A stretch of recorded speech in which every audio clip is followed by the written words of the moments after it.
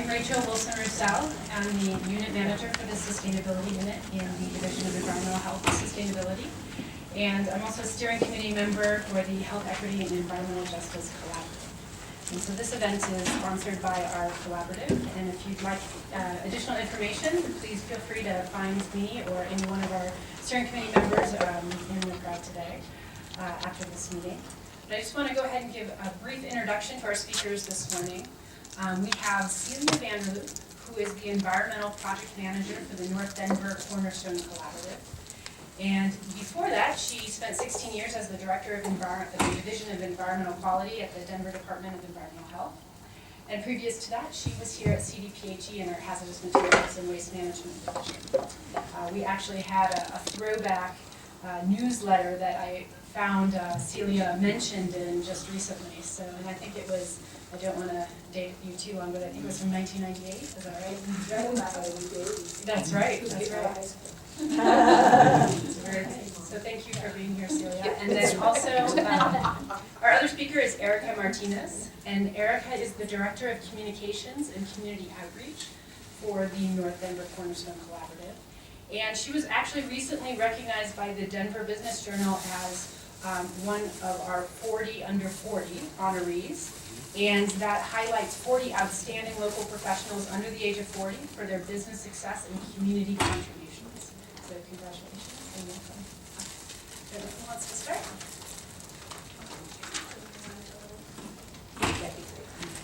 You should be able to just click through here, and if it's a little bit slow, point it that way. Okay. All right. Thank you, Rachel. So I'm going to start, and then I'm going to turn it over to Erica, well, maybe a third of the way through, because most of what we're going to be talking about today is communicating in an environmental justice community. And it's really neat to see so many familiar faces here. There's many people here that I worked with some 17, 18 years ago, so that's kind of neat. So let me start by... Just try it. Oh, there we go. So let me just start by giving an overview of the North Denver Cornerstone Collaborative. This is an effort by Mayor Hancock to rejuvenate North Denver. There are 6 major projects going on in North Denver that each of themselves are really large and have the ability to significantly impact near Northeast Denver. But as they're going on together, we have this tremendous opportunity to leverage those actions and really transform those communities. So the first one is the Global and Elyria-Swansea neighborhood plans. And the neighborhood plans, in essence, set the vision for those communities.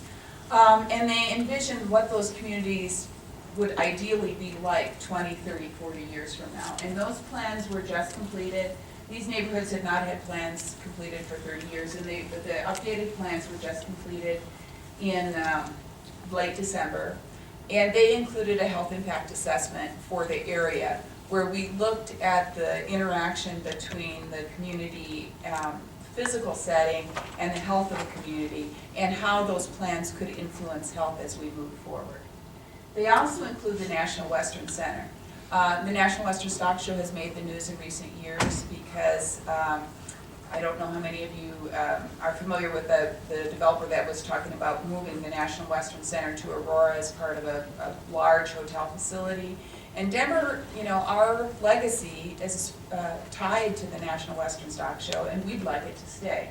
So we just completed a master plan where we're looking at accumulating land, rejuvenating that area, and basically having 250 acres that has the potential. The plans right now, the sustainability goals include having that be a net zero campus, so net zero energy, net zero water, net zero waste stream. So we have really ambitious sustainability goals, and that also, as that redevelops, we have the opportunity to really improve the infrastructure up there. That area has been drastically underserved for 70, 80 years, and we have the ability to put in new roads, new drainage, all sorts of amenities that could then enhance and leverage and serve the surrounding communities. The next is Brighton Boulevard corridor redevelopment. The mayor set aside $50 million for the 2015 budget, of which I believe $30 million is going to go to rebuild Brighton and really improve the connectivity, put in sidewalks, bikeability, make it more of another Denver main street that helps go from downtown on the way to the airport. And if anybody's been up there recently, the area is just popping with redevelopment. There's all sorts of privately funded redevelopment, and we're really hoping to coordinate that so that it can work together and leverage each other and really be an asset to Denver. Next is River North. River North, the city is investing in some new parks. We're going to be putting in some pedestrian bridges. There's development west of the river in the taxi area. And with all those new people that are going in with the redevelopment, we want to provide new amenities for those people and for the residents that are already there who are underserved in terms of parks and those types of amenities. I-70 reconstruction. I-70 is well behind schedule in terms of being rebuilt. There's been an environmental impact statement process going on for 12 or 13 years now. The preferred alternative for I-70 is to lower it, put it in a 40-foot deep trench, and put a cover over the top from Columbine to Clayton. That reconstruction will significantly impact the drainage in the area. We are hoping to use some of the dollars that CDOT intended to basically protect that 40-foot deep trench and redo drainage such that we can really enhance the drainage in northeast Denver, because that area floods really badly. And I can't remember how many years ago, it was 5 or 7 years ago, we had a death due to stormwater flooding up in that area, and that's just unacceptable. And so we really hope to increase connectivity in the area and then also improve the area as part of the I-70 reconstruction. And the last major project is RTD stations. There are 4 new stations going in associated with 3 lines. The line to the airport should open in 2016. I believe the Gold Line going west opens in 2016. And then there's a line going north that will open in 2018. So there'll be a station at 38th and Blake, a station at 40th and Colorado, a station at 41st and Fox, and a station at 49th and Brighton. And we expect the development around those station areas to really also rejuvenate the area. So together, these 6 projects have a tremendous ability to really change North Denver. So I wanted to just show a map here. There's the county line on the north. Where the blue is I-70 going through. You can see the 4 stations. And then you can see the Swansea-Elyria neighborhood lines and the Globeville neighborhood areas. So, and those are the 2 areas that have the neighborhood plans. This area has been predominantly, it was originally settled, industry located up here. There were 3 smelters, one at 51st and Washington, one where the Coliseum is now, and one at 49th and Broadway. And then there was a tremendous amount of industry up here. People came to Denver to work in those industries, and so the area was originally settled with small houses intermixed with the industry and primarily Eastern European settlers. And then through time, this has been affordable housing, and we've got a lot of Hispanics have moved in, some African Americans. There's a lot of monolingual Spanish-speaking people there, and this remains one of the few areas that is quote-unquote affordable in Denver, and there are huge concerns about gentrification in this area because, to be honest, if all the things the city has in mind works, we're also concerned that the people who live there now won't be able to afford to stay. So the question is, are these environmental justice communities? And I'm going to preach to the converted here and just talk a little bit about the definitions of environmental justice. So the fair treatment and meaningful involvement of all people with respect to environmental issues. And I really want to emphasize that meaningful involvement piece. Because one thing that North Denver Cornerstone Collaborative has done is really focused on community involvement and really focused on the decisions made up here need to be driven by community involvement and ideally need to be collaboratively made decisions. Not in every case, but we really hope that we will be at least informed by what the community wants and that we are transitioning to a process where the decisions are shared. So the master planning efforts for National Western, for the neighborhood plans, those were really shared decisions. There was an extensive amount of community involvement such that we did have meaningful involvement and had shared decisions. And I want to emphasize that with respect to I-70. There was a great deal of community involvement that was done by CDOT, and the question is, how is that involvement meaningful? And then who do you listen to as a part of that meaningful involvement? Because there were quite a number of factions out there in terms of who wanted what and who felt what was most important. And that has been a really critical piece in I-70 is what does meaningful involvement from the local community look like, and how does that relate to shared decision making? And then this last piece, no group of people should shoulder a disproportionate share of pollution. And in an area where the residential development grew up around industry, and that becomes this really, really tricky question. Because if that area had sort of a disproportionate share of pollution before the people lived there, then how do you remedy that solution, and how do you remedy in that inequitable way? And then how do you have meaningful involvement from the affected communities? Because if you talk to people out there, some of the people who are descendants of the original, I don't want to say original, but the Eastern European migrants that worked in the industry, they see those industries as a source of wealth and how their families got a foothold in this country. And then more recent immigrants don't see it that way at all, and so then there's really different opinions on how that works. So as I said, there's a mix of industrial and residential land use. There's all different sources of pollution. We have everything, now there's a good number of marijuana grow facilities out there. There's Eaton Nettles. There's quite a number of heavy industry. There's a good amount of industry that is across the Adams County line that Denver has no control over, yet we receive the impacts. One of the things that the communities talk about as issues are odors, and when you map the most significant odor sources, 3 or 4 of them are in Denver and 6 or 7 of them are in Adams County. So when we as a local government look at how can we address that, we can address our sources, but we're going to have trouble when it gets to some of the significant sources in Adams County, and that has become a real difficult point that frankly we don't know how to proceed. We're going to move forward in doing what we can for the Denver sources, but we don't have good solutions for addressing the Adams County portions. And then I also wanted to point out about this disproportionate impact and the low income and minority aspects. When you compare Swansea, Elyria, and Globeville to Denver, we have significantly lower incomes up there. We have significantly higher percent Hispanic. We have a significantly higher percent of people that are linguistically isolated, that they speak Spanish at home. And so they might have a more difficult time communicating with their neighbors or accessing services. And then this emergency department visits, that is the rate of emergency room visits for asthma.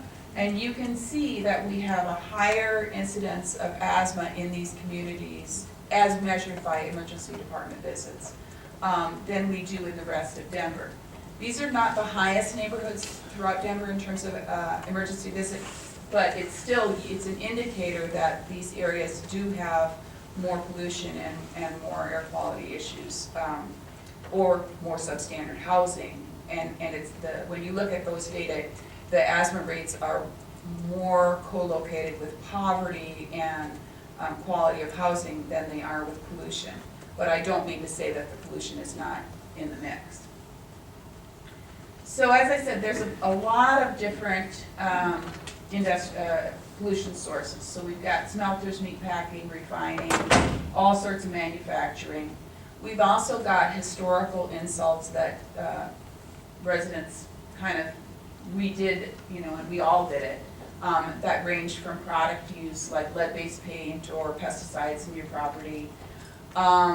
We have the remains of historical practices when, you know, in the 50s when somebody demoed a building, they often just smashed it in place and built over the top, and so we've got a lot of buried debris in National Western. We've got leaking fuel tanks, and then we've got a lot of dumping, and we've both got the historical remnants of that, in that people dumped garbage in old gravel pits, and that is still there, and then we've got the current remnants of that, where people sometimes seem to think that Colville and Swansea Elyria are great places to dump your trash in the alley, or on a vacant land, and that happens a lot, where we get a lot of illegal dumping up there. We've also got transportation and infrastructure concerns. We have a lot of highways up there, more than in your average place in Denver. We've got a lot of railroads, and they lead to this tremendous lack of connectivity. If you drive around in Swansea Elyria, a lot of times you'll end up on a dead end, or you'll end up going in a circle where you want to go is just maybe 200 feet away, but you can't get there from here unless you back out and drive a mile. Similarly, the biking and roadways, it's a very difficult area to bike to work, even though it's close. It's, you know, 3.5, 4 miles from downtown, but it's dangerous to ride your bike to work if you're in Globeville or Swansea area. There's a lack of sidewalks, so if you want to walk your kid to school, you might be walking on Brighton Boulevard, or crossing Brighton Boulevard, or crossing the railroad track. And then, as I said earlier, flooding is a significant issue. And that leads to all these different environmental issues. And the reason I'm bringing these up is these all are, in a way, kind of circular in terms of that social determinants of health. We have poverty, and the poverty is related to poor people who live in less desirable areas. We have educational needs, we have needs for jobs, and then we have all these historical issues that in order to revitalize this area, we are going to need to address these in every project. And that increases the cost of the project significantly. I believe, you know, the first phases of National Western redevelopment right now are $750 to $800 million, and of that, over $100 million is budgeted for environmental work. Now, so we're going to have it's going to be quite a lift to find that money. But, you know, if we're going to revitalize these areas, we also really intend to do it right and make sure that the areas are appropriately addressed. So with that, I want to turn it over to Erica Martinez, because on all these projects, we have, my points being, we have these really diverse communities we're working with, we have really diverse goals, we have really diverse projects, and we need somebody to pull it together. So I'm going to turn it over to Erica.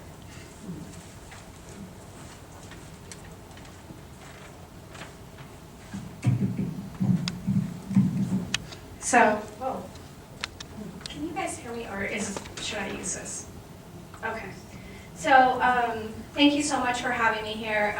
Thank you, Celia. I enjoy working with Celia because she sees things in a different lens. But as she mentioned, you know, I was brought on to help with the communication efforts, and I think it's safe to say that you know, it's a very exciting project, but you just never know what you're getting yourself into until you're right there. So my hope that today I give you a snapshot of some of the tools that I've used in order to reach the community, and then that perhaps at the end we can have a dialogue about some of the things that you've struggled with, or some questions that you may have that can help you reach the residents that you're serving.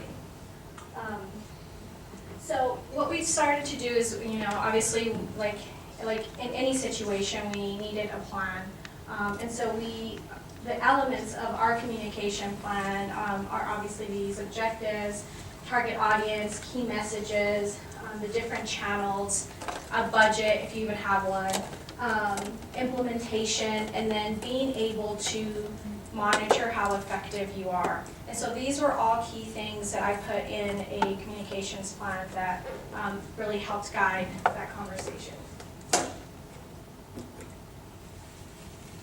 So the first that I want to talk about is, so when we talked about objectives, you know, Celia just went through what the NDCC is. Ultimately, right, at the end of the day, they're infrastructure projects. You know, we're putting in new roads, we're putting in sidewalks, maybe a new park, You know, we're fixing drainage. Those are all infrastructure projects. But when we think about our objectives, you know, we can't say our goal is to put in sidewalks. You know, that kind of seems a little boring. So what we did is we changed our lens and said, what do we want to do? And so these are the things that we came up with. We want to engage the residents and educate them. The education piece is really important because to most people, a public process might make sense, but for a community that is predominantly, a portion of the community might be immigrant, community is a little different. They don't understand our process. And so a lot of the things that we do is helping educate folks on what we do. One of the things that I run into, especially within the city, is when I've got a crew going out there talking about I-70, they want to represent themselves as public works. You know, they're proud and that's the work that they're doing, but at the end of the day, they don't care. The residents don't care if you're with public works or if you're with community planning and development. They just know that you're with the city. So they don't make that distinction. So the other thing is we want to be a conduit for information. We want to advocate for the neighborhoods. This is really important because we want to make sure that we let them know that we are here for them, that we are fighting for the things that they need. So advocating for them is really important. Our objective is to provide general community support, support them in their needs, transparency and honesty, being inclusive, leading to shared decision making. This one's really important because for us, you know, we always like to think that we have all the answers. And sometimes, you know, we have some great answers, right? But the truth is when you're going into a community like this, it's really important that you come up with the solutions together. And so even if you know what the right answer is, you have to let the community figure that out on their own, and you help them get there. And obviously accountability. If you ever have a chance to meet our boss, Kelly Lee, he always stands up there and says, call me on it. If I said something and we didn't do it, call me on it. And he'll also go back and say, remember a year ago where we were at, we didn't have X amount of money? Well, guess what? Now we have $45 million to work on Brighton Boulevard. You called me on it and I delivered. And so accountability was really a big piece of our objective. So I'm going to go through the target audiences that we've considered. Obviously, it's all the residents in Globeville, Iracencia. Celia did a great job of outlining what that really looks like, right? I actually called out the Spanish-speaking residents, different outside of the Swansea, the GES residents. And the reason for that is because there is a little bit of a different message when we present to them, when we go meet with them. And so I called them out individually. Community organizations and groups are super important. One of the things that we've done is, and Celia mentioned it, they're massive projects. And some of it we have money and some of it we don't, right? For some we don't. And so we want to make sure that we create partnerships that help our projects, that in some way, shape, or form help us either get the message across or you know, a lot of social issues in this neighborhood as well. And so a lot of the organizations are working on those social issues. Those are things that we can't do as a city, right? And so we created a lot of different community partnerships, and so they're definitely one of our target groups. Business owners, obviously, and they're generally very small, and we obviously have a lot of developers. Community leaders. This one's really interesting because when you're dealing with a community like Globeville or Swansea, people immediately think that they don't have a voice, right? I was actually at a public meeting one time at the History Colorado, and they were talking about I-70, and there was a gentleman who said, you know, these poor people, they don't have a voice. And there were residents in the audience. And this gentleman has been somebody who's really picked at our strategy a lot, doesn't agree with some of the projects that we're doing. And so there was somebody that got up from the community and said, I don't understand why you're saying that we don't have a voice. So your community leaders, right, sometimes you're gonna run into folks who think that this community needs a voice. They don't have a voice, and so I feel like I'm gonna go in there and speak for them. You still have to pay close attention to those folks. We've got some really great organizations who are doing that, who always voice their opinion on I-70, even though they've never sat once with us to talk about I-70, but they feel like they are the voice of the community because they feel like the community has no voice. So we really need to be careful when you look at community leaders and what that really means. The second example of that is I recently had a conversation with somebody from one of the schools, and one of the individuals that I've really looked to for feedback is a gentleman who volunteers a lot at the schools.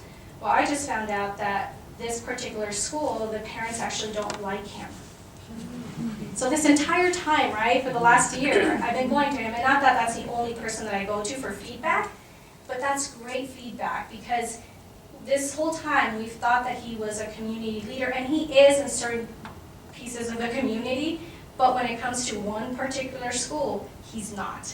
And so be really careful when you put community leaders on your list. Elected officials, project teams, and just different audiences require different engagement strategies. So our overarching key messages for the NDCC, the NDCC has a unique and historic opportunity to reconnect these communities and enhance their economic potential. So I highlighted unique, historic opportunity, reconnect, enhance. Advocate is on here. Our focus is to work in collaboration with the neighborhoods and other partners to reconnect and energize. You see those words over and over again. We never not once say build roads, right? We just build sidewalks. We don't say that. And uplifting is another one that we really stick to. One of the things, an early lesson when we were working on these is someone said, well, why do you think our community needs help? Because to them, they've lived it. They've been there for years. And they're like, we've made it work, so why do you think we need to be helped? And so it's really it's thinking about how do you craft that message. And so we use uplift a lot. So I want to share with you some tips on messaging. Make them easy, no more than 4 to 6, because every time you're out there in your community, your team is out there, you want to make sure that they can remember them. And once you get past 4, it gets really, you don't really know. Repetition is key. Don't over-explain or complicate. For us, empathy has been really big. Always mention benefits. Again, I never mentioned that our projects are about infrastructure. And then secondary messaging is your opportunity to provide a little bit more substance to your key messages. So keep them simple. I think one of the things that I've learned over and over again as I'm dealing with all of our project teams is that they write a whole essay on key messages, and I'm like, one sentence. And I struggle with that too, so it takes a lot of practice. So our communication channels, here's a few themes that we've used and that you'll see throughout all of our strategies. They're educational, proactive, relationship building. This is so huge. And so for us, we've been able to work really close with the school principals, parent liaisons at the schools, the neighborhood leaders, the people that sometimes you're in conversation and say, ooh, you should talk to X, Y, and Z. And you jot down the name. Those are the people that we've been really working hard to build relationships. This is one piece where it really is our entire team, right? I mean, I can't do this all alone, even though I'm the one person doing communications. But Celia is building relationships. Kelly's out there building relationships. Our deputy Todd has done a great job with the Rhino Art District, and he's built those relationships. So this can be a shared approach, and I encourage that because it's so hard to just have one person working on that. It's your entire team's responsibility. Culturally relevant, listening and responding. We do a lot of listening and addressing not my job issues. Again, people don't know if we're with Public Works, with the Community Planning or Development. They sometimes don't even know the difference between CDOT and the city, but it's really about helping people find solutions. And so a few examples is, you know, you're at a Christmas party, there's a community Christmas party, and people will just walk up because they see the D for Denver and they ask you the most random questions. You don't know, you can admit you don't know, but take down their information, follow up, and follow up. And so that's really important. That's been really important to us. So our communications mix of ways that we get out there is obviously marketing, building relationships, media relations, community relations, and public meetings and events is really how we created our outreach strategy. The first is marketing. So we have a bilingual newsletter. Let me talk a little bit about the newsletter. So we need a way to get information out. A newsletter, this monthly newsletter, gives updates on all of the different projects. Very brief, you know, hopefully. What I always say, just one paragraph, a really short paragraph. And so we do it online. You know, we send out emails. We've got a good group of folks that receive it. But the issue is that this community doesn't have email. And so it's important to get that information out, and I do spend time on this newsletter, but the community is not reading it, hands down, I will tell you that. So instead what I've done is I create the English newsletter and I send it out, then I look at what is really super important that those residents are gonna think is important, and then I create an actual newsletter that's printed front and back with very brief updates. And then I send that newsletter through the schools so that parents can read it. And so it's in English and in Spanish, and at the bottom it says, you know, for more information or to receive email newsletters, please go here. And so that's a lot of work, but the truth is if I want the community to get that information, I need to do those things. Website, we obviously have a website. It's only in English because I learned that they're not going to the website. They don't really care. But it's still important that we have it for other people, the outside world that wants to know what's going on with the NDCC. We have a bilingual brochure, and I'll pass these around, but when we started doing this, it was just in English. And so I said, well, I don't know that the residents are going to pick this up. But if they do, I want it to be in a language that they understand. And so we created this piece, and it's all bilingual. And actually, we'll pass this around. I don't think I have enough for everybody, but you guys can take a look and see.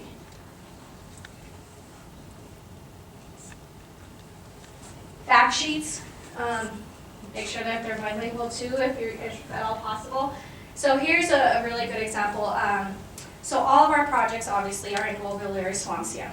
Brighton Boulevard and River North are two projects that, for the most part, the residents of Global Swansea are here or there. They don't really, they kind of go in between. But the Rhino Art District eats it all up. So fact sheets for Brighton Boulevard or River North, I don't need to translate those. And I don't, because one, I'm just one person, and two, it's if I want to do it right, I'm going to get a translator to do it, and that costs money too. So we haven't needed those in Spanish, and there are certain tools that I use to make sure that people know that it's open. It's really a gamble, right? So if we've got a meeting on Brighton Boulevard, we always want to make sure that we make interpretation available to folks. But 9 times out of 10, they won't show up. It's just that they feel like, Global Swansea residents feel like Rhino Art District is so far disconnected from them. And so it's those things that you learn when you're in the community and what you hear that will help you, make sure that you point your resources in the right direction. And for us, that's really important because our team is so small. PowerPoint presentations, obviously, we have a roadshow. We have a whole big backdrop that really calls, when you walk into a room, you will see our backdrop, and it's bilingual as well. And then flyers. So a little bit about flyers. And maybe actually what I'll do is I'll go into tips. So bilingual is key when it's appropriate, as I mentioned to you with Rhino and Brighton Boulevard. Google Translate is a resource, but it's not perfect. And so let me give you an example of this. When I came on board, we were talking about the neighborhood plans. We were hot and heavy planning, doing neighborhood planning. The word neighborhood, when you put it into a Google Translate, comes up as barrio. So B-A-R-R-I-O, barrio. That's a neighborhood. Barrio is also can be said as vecindario, right? Those two words are so different. And so everything in our materials, we're saying barrio. Well, guess what? And where my family comes from, barrio is the ghetto. So we're planning for the ghetto. I looked at it and I'm like, wait. And so that's a big thing, right? One word can change the way you are communicating to people. If my mother got something in the mail and said, hey, come on down, we're gonna plan for your barrio, my mom's gonna be like, what? And so in some parts of Latin America, you do use the word barrio, but considering the community that we were dealing with, barrio is just not a good word to use. Cultural relevancy is important, so depending on your audience, making it colorful, using photos, making sure that it's really welcoming. So I brought some examples of, I used to be with Human Services before I came to this group. So one of the things that Human Services does is obviously look for foster parents, adoption, and all of those things. So I'll pass out this example, but the kids in the foster care system in Denver are predominantly Hispanic. And so when I first got there was all these beautiful pictures of all these kids. You don't know if they're Hispanic or not, but they didn't look like it. And so simple as changing a photo, and we did all this internal, just changing a photo and making sure that it reflects the community is really important. We added a lot of color. One of the things that this flyer actually does is it says familia, which most people know is family, but it's in English, so it says familia. Is it important to you? So playing with those kinds of things, you could still make it culturally relevant if you're careful. Literacy considerations. Oh, we use so many big words, don't we? It's like, I sit in meetings and I'm like, what are you guys talking about? And if I'm saying that, the community is not understanding either, so please be careful. I know it's so easy to use those big words, but make sure that it makes sense to the community. The distribution of materials throughout the neighborhood locations. Schools are really a great way. I mean, use the schools. It's already a place where that you could set up and have information go out to parents. And then I've done flyering during Sunday services, so I get up on Sunday morning and I go to everybody else's services except mine. And from 8 to 12, I'm throughout the community bouncing around to all of the different churches, putting flyers on people's cars because I know they go to church.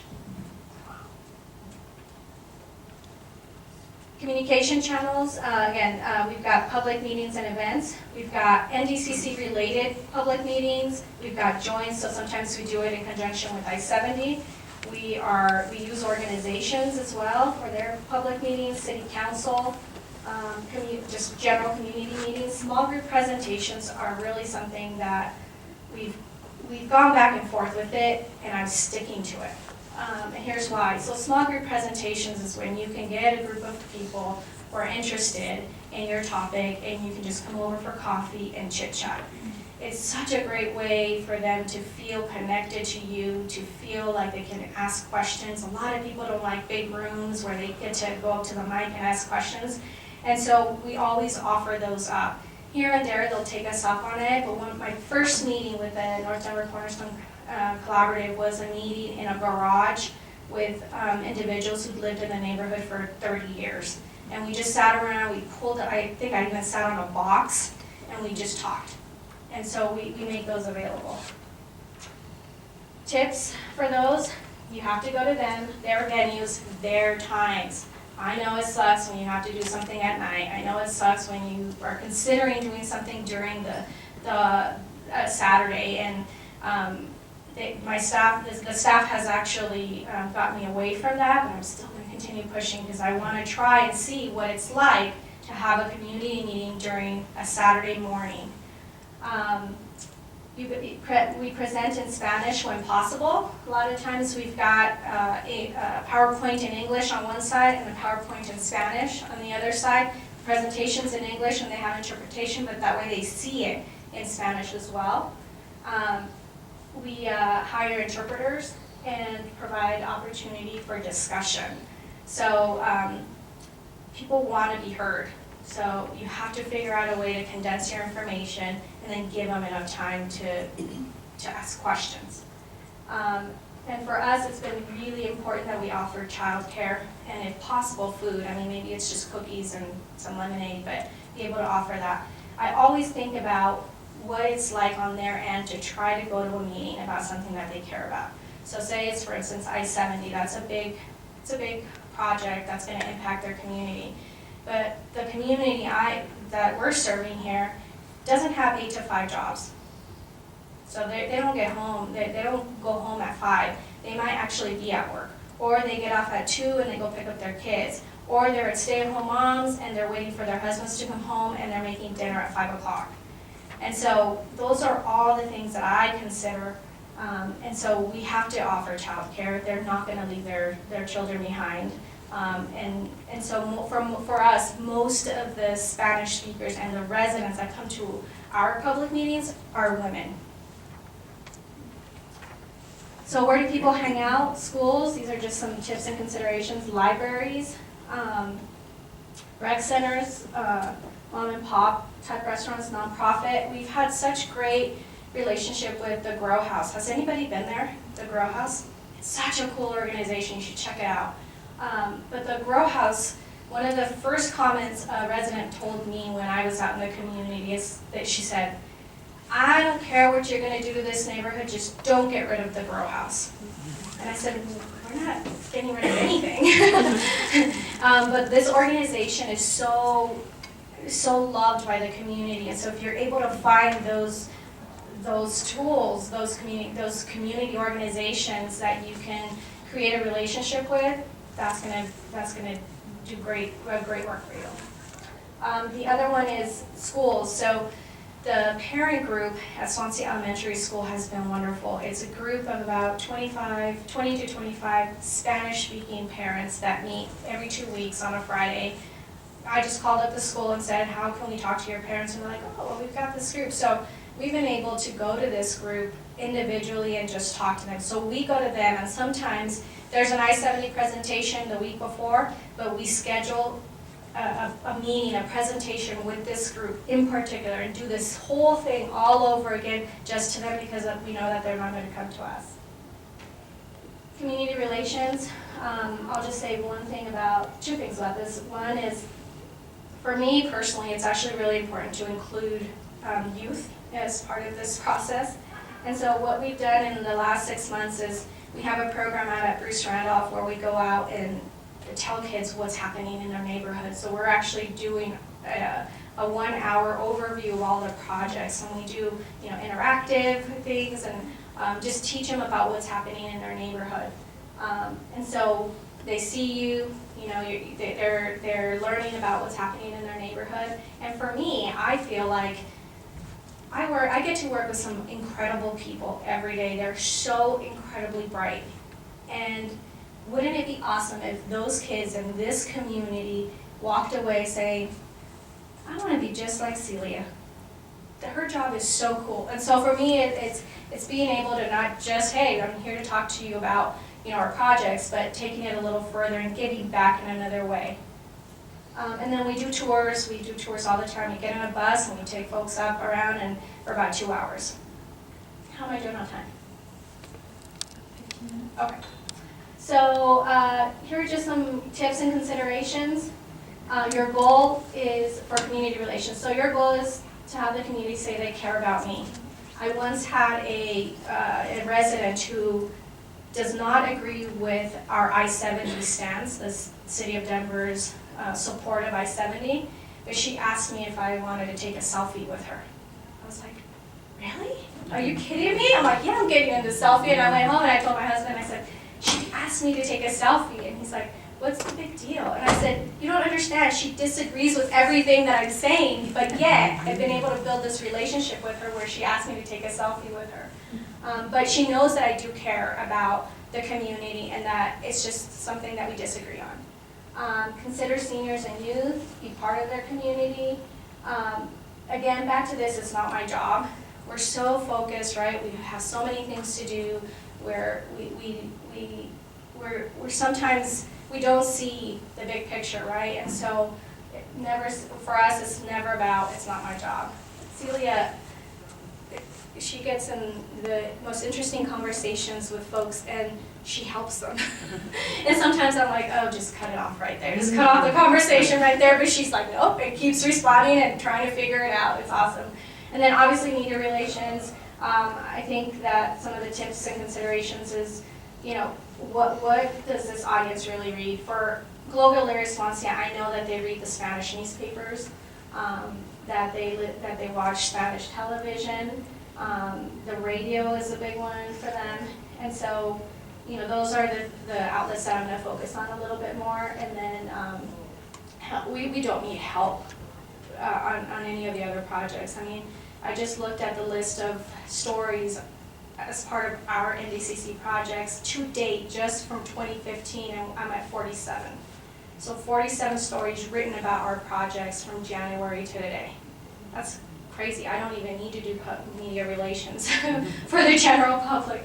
And then don't assume all Hispanics are Spanish speakers. So a few other grassroots tools that I want to share with you, because we don't do a social media,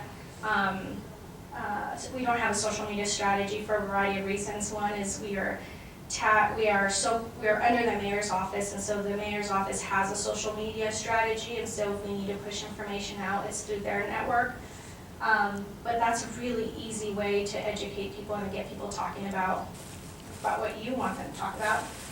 We've done robocalls, so that's there's online services where we can record a 30-second spot in English or in Spanish, and then we've accumulated phone numbers, because again, we know that they don't have email. We've accumulated phone numbers, and we just did a robocall, did it in Spanish, inviting them to a public meeting, and it goes out at a certain time, and everybody receives it.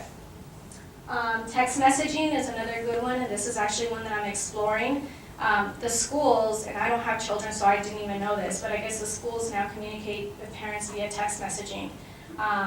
And so for our particular group that we're targeting, phones is such a big deal. That's their way to communicate with family, and it's just a big, they spend a lot on their phones. And so text messaging would be super easy, and so we're exploring those. Promotoras are people who are out in the community, just communicating your message. So I think it's the American Diabetes Association here in Denver does an incredible job. If you ever want to learn more about promotoras, go onto their website. They have a whole group of people out in the community sharing their message, doing presentations, and it gives you that grassroots feel to the American Diabetes Association. It's such a big organization, but they really do a great job of grassroots outreach. Telephone town halls. Has anybody participated in those?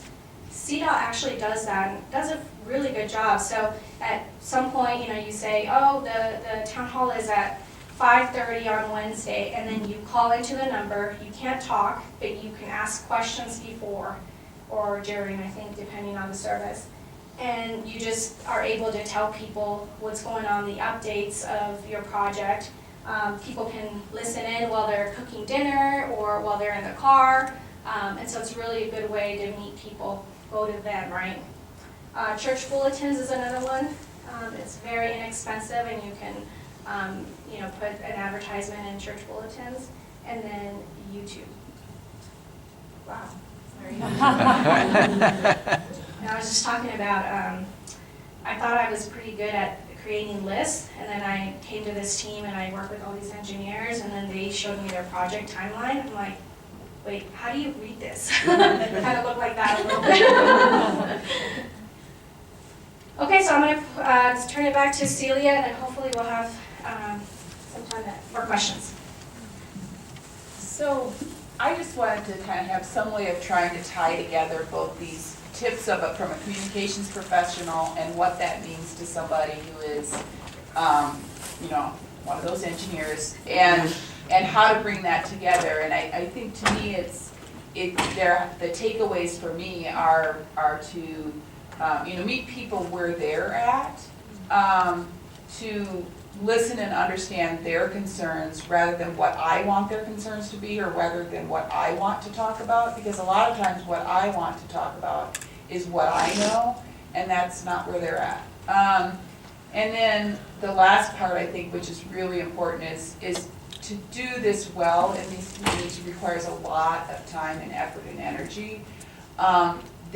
You really have to respect the communities are diverse. You can't just call one public meeting and be done. And so that is another key lesson, I think.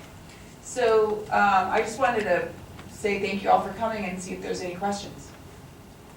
I'm curious about the gentrification issue. Does the city have any plans to try to anchor people in their housing or provide housing such that the area ends up affordable, or there's no money to do that, or? Well, we have started, and this is just such a thorny issue, Yeah. because part of the issue is what's your goal? Yeah. I mean, is your goal to have the people who are there now stay forever? Yeah. Or is it, and to be honest, I don't even think those people want it to be that way, because they want services, and they want grocery stores, and they want, things like that need a little bit different economic mix in order to support a grocery store. And so is your goal to try to control the rate of change or keep the culture, somewhat similar?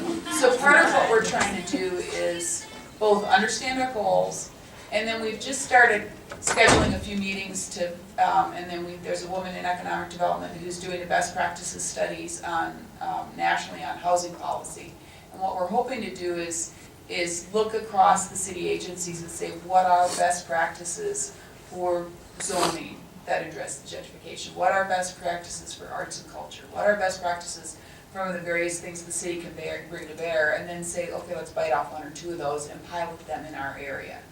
Now, we don't have any answers, and to be honest, when I look nationally, I don't think anybody does.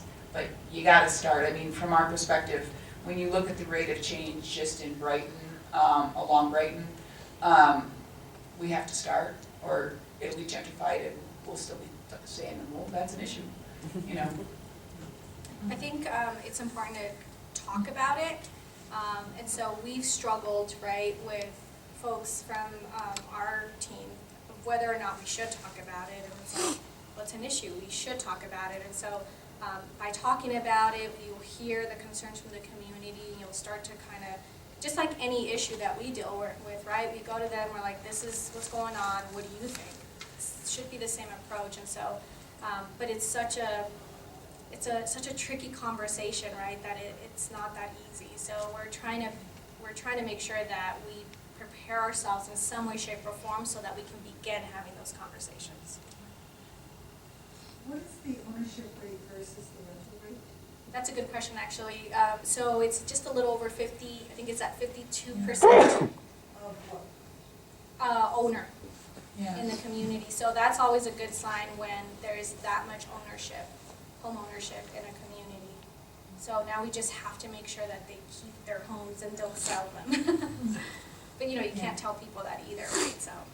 Yeah, when a developer comes in and they offer twice the value. Right. Well, and then the question is that a bad thing?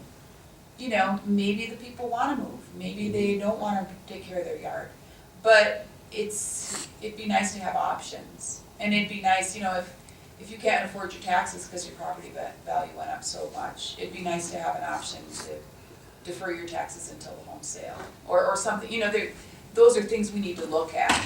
And we just, we need to make a list of what our options are and pick off a few. Yes. I live in northeast Denver, south of this area, so I go to a lot of meetings that involve these guys and the dialogue. And one of the big things that I keep hearing coming up over and over on the I-70 piece is the idea of diverting it to 76. And in most of the meetings that I go to, the politicians or whoever, you know, the CDOT people or whoever, they're basically just saying, oh, that ship has sailed, you know, we can't talk about it, it's not gonna happen. And yet I keep hearing that over and over from people in the next meeting, the next meeting, the next meeting. So how are you addressing that? What are you doing in terms of, you know, having that conversation with people, and I suppose if, you know, if that is the case, if there's just no way to consider, you know, that particular option, how do you get them to essentially digest that and accept that? So let me start, and then maybe you can add. Because this is really it's kind of a microcosm of what meaningful involvement means in some respects. Because there are people who want I-70 to stay where it is. There are people who want the cover. There are people who want I-70 to go north. There are people who want I-70 to disappear. And reconciling those issues is difficult. And then let me use an example from the cover public meetings we're having, or community meetings we're having. So we had a really interesting time just figuring out how to hold those meetings, because we wanted parents from the school to attend, and as Erica said, the parents wanted to show up in the morning so that they could be home to make dinner and watch their kids and la la la, and so they wanted meetings in the morning. We wanted people who live in the neighborhood who work to attend, and they wanted to be there in the evenings. And then frankly, we had people say, we don't want those rerouters in the meetings because all they do is yell and tell us to shut up and tell us what's going on in our own, you know, in our own community, and we don't want to listen to them. And so it's kind of, there's this balance of how do you address that? You know, I recognize that's not really responding to, you know, how do you address the concerns of the people who say reroute the highway. I know that we've tried, we the city has tried talking about, here's what the data show of how many people are on I-70 and want to turn south on I-25. And I don't know about you, but I want to turn south on I-25, and that means I'm not going up 270, I'm going to cut through the neighborhood, you know, if I-70 is not there. Or how many, you know, what are the real air pollution issues, or what are the projections on air quality? And that, we end up talking past each other. I wouldn't say that's a success story. I don't have a good answer, is my answer to you. Yeah. Fair enough, because I don't know how you would do it either. Yeah. Yeah, and I think what's interesting about that conversation, or even that question, is that CDOT has actually been in this neighborhood for over 10 years talking about I-70. So even though the majority of us haven't heard about it, right, they've been in the community talking about it over and over again. The reason why it's taken so long is because the first option that they had, that they went with years ago, the community was like, no! And so then they went back to the drawing board. And so when we were dealing with the community's like, will you just build that thing already? Like, seriously, this is taking forever. But then you get, as I mentioned earlier, those people who self-elect themselves as community leaders because they think that the community doesn't have a voice. And so it's those people that actually are, that the community doesn't want in the meetings. They always say, we don't want those people in here because they make us uncomfortable and they're yelling, and that's their approach, and we just want to sit and talk about this. And that's not to say that they don't get heated, right? That they're not passionate, but it's making sure that we are aware of what makes the actual community residents comfortable and not. So yeah, it's been an interesting, I don't know that we've got a great example. I think that for us as a city, just like you guys, right, it's like we have to respond to them over and over again, and it does take a long time. It takes a long time because they will ask the same question 5 different times, and we need to respond to them 5 different ways, you know? Do you know what's going to happen with the redevelopment of the Sarco plant that's there on Washington, and how that's going to affect the people that are living in Globeville, including myself, how it's going to be redeveloped and what's going to happen to it? If there's going to be any opportunities for redevelopment, that people could go work there? Can you talk about that? I can talk about it a little bit. There's a general development plan that's been approved. It's approved for commercial light industrial. So the thinking is that the land use would be likely warehouse space or storage or things like that. We don't know to the extent how many jobs there will be there. There will be some additional infrastructure, additional stormwater. The neighborhood plan envisions 2 more connections east-west, one kind of going through about 51st and one going through about 49th. And so that redevelopment is not far enough along to know who's actually going to be there, but we do think that there will be warehouse/commercial type development. CDPHE has actually been fairly actively involved in overseeing that cleanup, and then there's talk of, and I don't mean that in a pejorative way, but there's conversations about how will the stormwater be managed better, and how will they make sure that cleanup does not liberate pollutants off the site and things like that.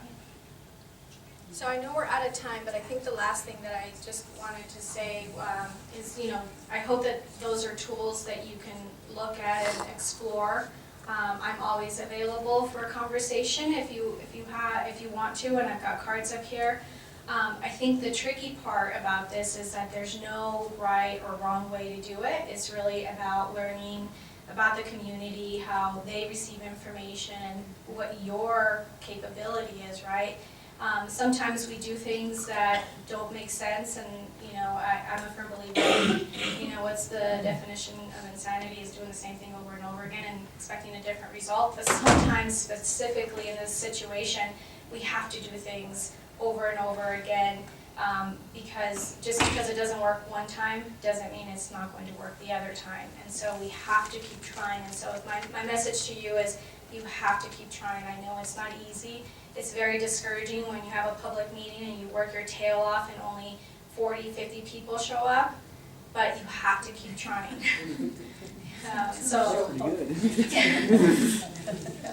So thank you so much for having us.